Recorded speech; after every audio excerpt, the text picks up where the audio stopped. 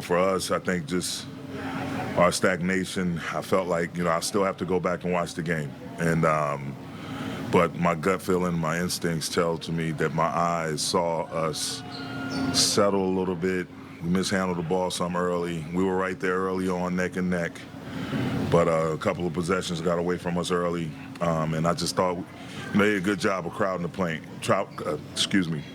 paint and not allowing us, trying to prevent us from playing downhill as much. And that in turn affects what we do at the free throw line. So we'll go back to the drawing board and look at different ways we can sustain what we did well and what we've done well over the course of these first two games, and then look at what we can possibly do better. Of course, new series now, but you lose game 2 in Memphis after winning game 1. You get back home. Is there a different type of a sense of your team? How do you think that you will respond, and how different are these series and what these opponent challenges are? And I fully anticipate our team to respond in the right way. Darvin, 11 points tonight, 11 shots, 1 free throw attempt. What did you make of Draymond's defense against him? And you referenced crowding the paint. They obviously, anytime he was rolling or trying to catch the ball, there was 2-3 guys around him at all times. Dre, he's going to do his work early. And, it's the reason why he's a perennial all-defensive player.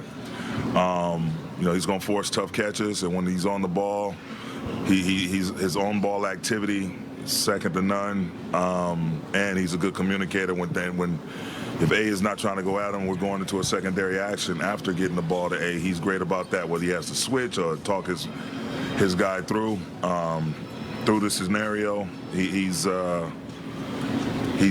been top shelf his entire career in that regard. So again, we got to go back, look at ways we can move A around, put him in different spacing, different actions, and just try to diversify his attack.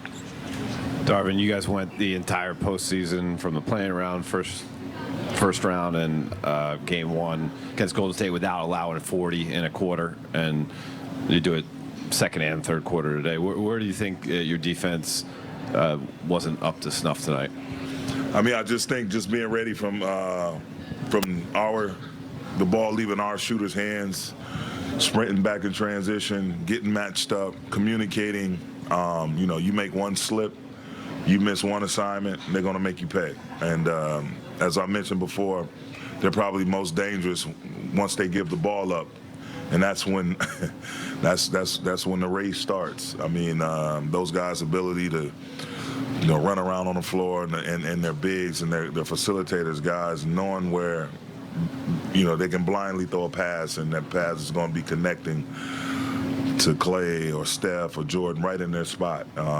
And they have a lot of pride, a ton of pride. They're a championship ball club for a reason. And, after game 1, we fully anticipated them to come out and throw some haymakers, which they did. And, Clay got off. He was seeing the ball go in early and often. So, again, we got our work cut out for us. But, you don't get to this point in the season by it being easy. You have to buckle down, do your homework, look at ways, the W's and L's, the wisdom and losses, lessons. Look at ways you can get better from it and try not to make the same mistakes twice.